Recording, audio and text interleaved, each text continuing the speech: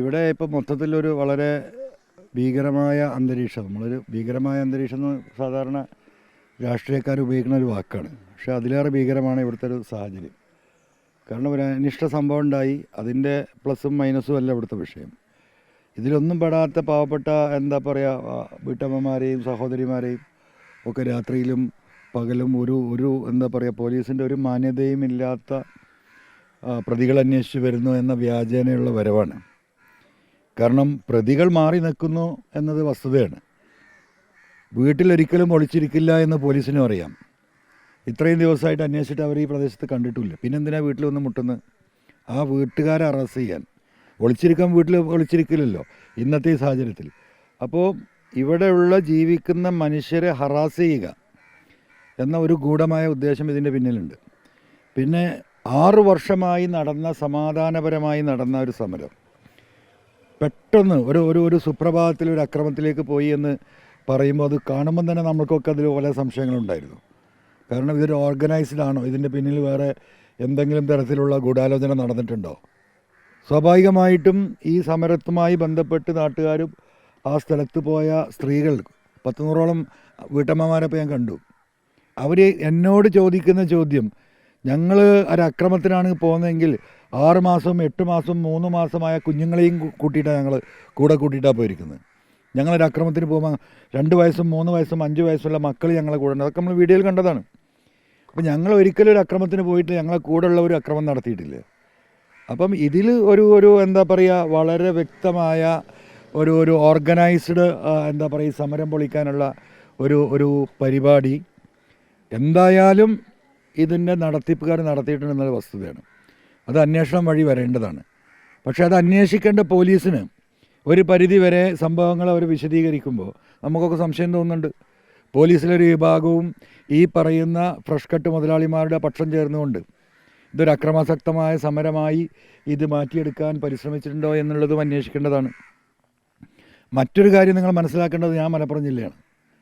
16 ഇതുപോലെയുള്ള പ്ലാന്റുകളുണ്ട്, waste management പ്ലാന്റുകളുണ്ട്. Kozhikode ജില്ലയിൽ ഒറ്റൊന്നാണുള്ളത്. എന്താ കാരണം? ആരതിൻ്റെ പിന്നിൽ പ്രവർത്തിക്കുന്നത്?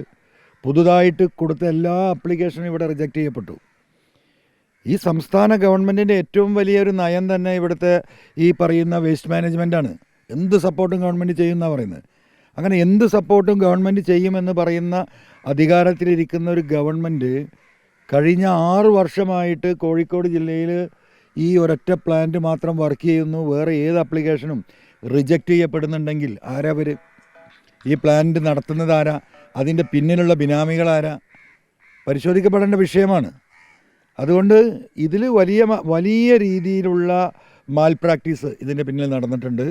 അത് ഈ വിഷയങ്ങൾ അത് കോടതിയുമായി ബന്ധപ്പെട്ട് കോടതിയിൽ കേസുകൾ നടക്കുന്നുണ്ട്. അതതിൻ്റെ മറ്റൊരു ഭാഗമാണ്. ഞാനതിൻ്റെ മണത്തിലേക്കും ബാക്കിയിലേക്കും ഒന്നും കിടക്കുന്നില്ല. അല്ല, പ്ലാന്റിന് ഒരു നഷ്ടം ഉണ്ടായിട്ടില്ല. പ്ലാന്റ് വർക്ക് ചെയ്യുന്നുണ്ടല്ലോ. അവിടെ പർപ്പസ്ഫുള്ളി കത്തിക്കാൻ വേണ്ടി കൊണ്ടിട്ട 50,000 25,000 വിലയുള്ള കുറച്ച് വാഹനങ്ങൾ അവിടെ കത്തിപ്പോയിട്ടുള്ളത് നമ്മളൊക്കെ ടെലിവിഷൻ കണ്ടുകൊണ്ടിരുന്നാണ്. തീ കൊടുക്കുന്ന ഒരാളെയും നമ്മൾ കണ്ടിട്ടില്ല. കാരണം ഒരു സംഘർഷം ഉണ്ടാകുമ്പോൾ അവിടെ തീ കൊടുക്കുമ്പോൾ നമ്മൾ അതും കൂടി ഷൂട്ട് ചെയ്യുന്നത്. പക്ഷേ ഫാക്ടറിയുടെ ചുറ്റുപാടിലുള്ള പലതും ഇങ്ങനെ കത്തിപ്പൊങ്ങുന്നത് മാത്രമാണ് കണ്ടത്. പോലീസ് ടിയർ ഗ്യാസ് പൊട്ടിക്കുമ്പോൾ ജനങ്ങൾക്ക് ഓടിക്കയറാൻ അവിടെ അഭയമുള്ളത് ആ ഫാക്ടറിയാണ്. ആ ഫാക്ടറിയുടെ മുന്നിൽ കൊണ്ടുപോയി നിർത്തിയിട്ടാണ് ടിയർ ഗ്യാസ് പൊട്ടിക്കുന്നത്. അപ്പോൾ ആളുകൾ സ്വാഭാവികമായിട്ടും ഒരു അഭയമുള്ള സ്ഥലത്തേക്ക് ഓടിക്കയറും. ആ ഓടിക്കയറുന്നത് ആക്രമിക്കാൻ വേണ്ടിയിട്ടാണ് ഓടിക്കയറിയത് ഇതിൻ്റെ അകത്തേക്ക് എന്നുള്ളത് വീഡിയോ കാണുമ്പോൾ സ്വാഭാവികമായിട്ട് നമുക്ക് തോന്നും. അതാ പറഞ്ഞത്, ഇതിനൊരു കഥയും തിരക്കഥയും സംവിധാനവും ഉണ്ടായിട്ട് അത് ഇംപ്ലിമെൻറ്റ് ചെയ്തിരിക്കുകയാണ്. ആ ഇംപ്ലിമെൻറ്റ് ചെയ്തതിൽ ഈ ഫ്രഷ് കട്ട് മുതലാളിമാരുടെ കൂടെ ആരാണ് അതിന് പങ്കാളി എന്നുള്ളതാണ് ഇവിടെ പുറത്തു വരേണ്ട അതുമായി ബന്ധപ്പെട്ടിട്ടുള്ള വിഷയം. അത് ഇപ്പോൾ ഒരു രാത്രി കൊണ്ടൊന്നും ഇവിടെ ഇരുട്ടാക്കാൻ കഴിയുമെന്നൊന്നും വിചാരിക്കേണ്ട. ഇപ്പോൾ ഗവൺമെൻറ്റിലെ സ്വാധീനം, പോലീസിലെ സ്വാധീനം, ഗവൺമെൻറ്റുമായി ബന്ധപ്പെട്ട് നിൽക്കുന്ന ചില രാഷ്ട്രീയ പ്രമാണിമാരുടെ സ്വാധീനവും സൗകര്യവും സമ്പത്തൊക്കെ അവരുണ്ടാവും. അവരൊക്കെ പാർട്ട്ണർമാരുണ്ടായേക്കാം. അതൊക്കെ വെച്ചുകൊണ്ട് കാലാകാലം ഈ മനുഷ്യരെങ്ങനെ വട്ടം ചുറ്റിക്കാമെന്ന് അവർ വിചാരിക്കുന്നുണ്ടെങ്കിൽ അതൊന്നും കാലാകാലം നടക്കുന്ന കാര്യമല്ല. ഇതിനൊക്കെ ശക്തമായ തിരിച്ചടി, ഇതിൻ്റെ ഒരു സത്യാവസ്ഥ പുറത്തേക്ക് വരുന്ന ഒരു സാഹചര്യം കേരളത്തിൽ സംജാതമാകാൻ പോവുകയാണ്. 100%. ഇപ്പോൾ ഇവിടെ ജീവിച്ചിരിക്കുന്ന ആളുകളോട് നമുക്ക് പറയാനുള്ളത്, ഇതിന് പോലീസ് ഹറാസ്മെൻറ്റ് OP ഫയൽ ചെയ്യണം.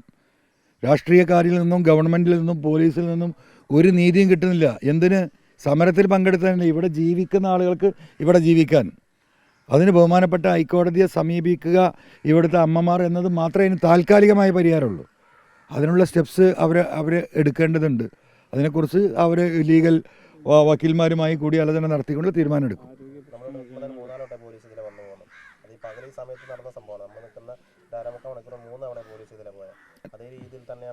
അല്ല, പോലീസ് പകൽ പോവുക വരെ ചെയ്യുന്നതൊക്കെ വേറെ വിഷയം. രാത്രിയിൽ, ഇന്നലെ രാത്രി കൂടി, ഇപ്പോൾ ഇന്ന് ഞാൻ എടുത്ത വീഡിയോയിലുണ്ട്, 11:30 മണിക്ക് ചില വീടുകൾ ചെന്ന് ഇവർ വാതിൽ മുട്ടുന്നത് എന്തിനാ? ഇങ്ങനെ രാത്രി വാതിൽ മുട്ടി നല്ല പരിചയമുള്ള പോലീസ് കേരളത്തിലുണ്ട്. ഡാൻസ് ഓഫ് എന്ന് പറയുന്ന സംഘം, ഞാൻ ഈ അജിത് കുമാറും MR അജിത് കുമാറും സുജിത് ദാസിനെയും എതിരെ ഈ പ്രക്ഷോഭം നടക്കുമ്പം മലപ്പുറം ജില്ലയിൽ ഒട്ടനവധി അമ്മമാർ നമ്മളോട് പറഞ്ഞ പരാതിയാണ്. എന്താ പരാതി? MDMA കേസിൽപ്പെട്ട കുട്ടികൾ രാത്രി ചെല്ലുകയാണ് പോലീസ്, വാതിൽ മുട്ടാണ്. എന്ത് പറഞ്ഞിട്ട് വാതിൽ തുറക്കും, മകനെ രക്ഷപ്പെടുത്തി തരാം. കറണ്ട് കട്ടിയ ഫ്യൂസ് ഊരിയ സംഭവങ്ങൾ മലപ്പുറത്തുണ്ട്. പോലീസുകാർ ഇവർ പുറത്തിറങ്ങി വരാൻ വേണ്ടിയിട്ട് വെള്ളം പൂട്ടിയിട്ട സംഭവങ്ങളുണ്ട്. അമ്മമാർ പറഞ്ഞതിന് വീഡിയോസ് ഇതൊക്കെ നമ്മൾ കൊടുത്താലേ. അപ്പം വളരെ പക്ക ക്രിമിനലായിട്ടുള്ള പോലീസുകാർ കേരളത്തിലുണ്ട്, പക്ക ക്രിമിനൽസ് ആയിട്ടില്ല. അതിൻ്റെ നൊട്ടോറിയസ് ക്രിമിനലായിരുന്നു DGP അജിത് കുമാർ. അവനെ അപ്പം മാറ്റി നിർത്തിയിട്ടുള്ളത്. അദ്ദേഹത്തിൻ്റെ പിന്മുറക്കാർ പലരും കേരള പോലീസിലുണ്ട്. അവർ തക്കം കിട്ടിയാൽ ഈ സ്ത്രീകളെ കയറി പിടിക്കാൻ എന്താ പറയുക, മാനസിക ശേഷിയുള്ളവരാണ്. അവരതിന് തക്കമുണ്ടോ നോക്കി നടക്കും ഇതിലെ രാത്രിയിൽ. അത് അനുവദിക്കണോ വേണ്ടേ എന്നുള്ളത് ഉയർന്ന പോലീസ് ഉദ്യോഗസ്ഥന്മാരാണ് തീരുമാനിക്കുക. അതിന് തീരുമാനം ഉണ്ടാവണം. ഇത് അങ്ങനെ ഒരു വെള്ളരിക്ക പട്ടണം പോലെ ഈ ഗ്രാമം മുഴുവൻ ഇങ്ങനെ കഴുകിക്കളയാനൊന്നും നമുക്ക് സാധിക്കില്ല. യതീഷ് ചന്ദ്ര പറഞ്ഞത്, കണ്ണൂർ റേഞ്ച് DIG പറഞ്ഞത്, രാത്രിയിലും പകലൊക്കെ പരിശോധന തുടരും. പക്ഷേ വനിതാ പോലീസ് ഉണ്ടാവും, അത് ചിത്രീകരിക്കുകയും ദൃശ്യങ്ങൾ എടുക്കുകയും ചെയ്യും. പരിശോധന തുടരുമെന്ന് തന്നെയാണ് അദ്ദേഹം പറയുന്നത്. യതീഷ് ചന്ദ്ര പറഞ്ഞത് നടപ്പിലാവണല്ലോ. ഈ വന്ന സ്ഥലത്തൊന്നും വനിതാ പോലീസ് ഇല്ലല്ലോ, ഒരു വീഡിയോ ഷൂട്ട് ചെയ്തിട്ടില്ലല്ലോ. നിങ്ങൾക്കറിയാലോ, ഇപ്പോൾ ഇന്ന് 2-3 അമ്മമാർ ഇപ്പോൾ പറഞ്ഞല്ലോ, മണി 5 ആയിട്ടുള്ള 4:30 മണിക്ക് ഇന്നലെ രാത്രി പോലും വാതിലും മുട്ടി. അപ്പോൾ യതീഷ് ചന്ദ്ര പറഞ്ഞത് നടപ്പിലാക്കണം. പിന്നെ പ്രതികളില്ലാന്ന് ഉറപ്പില്ല വീട്ടിൽ പോയിട്ട് ഈ സ്ത്രീകളും കുട്ടികളും ഉള്ളിടത്ത് മാത്രം പോയിട്ട് എന്തിനാ ഈ അക്രമം നടത്തുന്നത്? 63 കുട്ടികളാണ് ഇവിടെ സ്കൂളിൽ പഠിക്കുന്നത്. ആ HM-ൻ്റെ കത്ത് ഞാൻ കണ്ടു. 5 കുട്ടികളാണ് വരുന്നത്. സ്കൂൾ വർക്ക് ചെയ്യുന്നില്ല, മദ്രസ വർക്ക് ചെയ്യുന്നില്ല, പട്ടിണിയിലേക്ക് പോവുകയാണ് ഇവിടെ. അപ്പോൾ ഇതിന് സർക്കാരിന് ഉത്തരവാദിത്തമല്ലേ? സമരം വേറെ, ജനങ്ങൾക്ക് ജീവിക്കാൻ വഴി വേണ്ടേ? ഈ സ്ത്രീകളും കുട്ടികളും എന്ത് തെറ്റാതിൽ ചെയ്തത്? അതാണ് ഇവിടുത്തെ വിഷയം.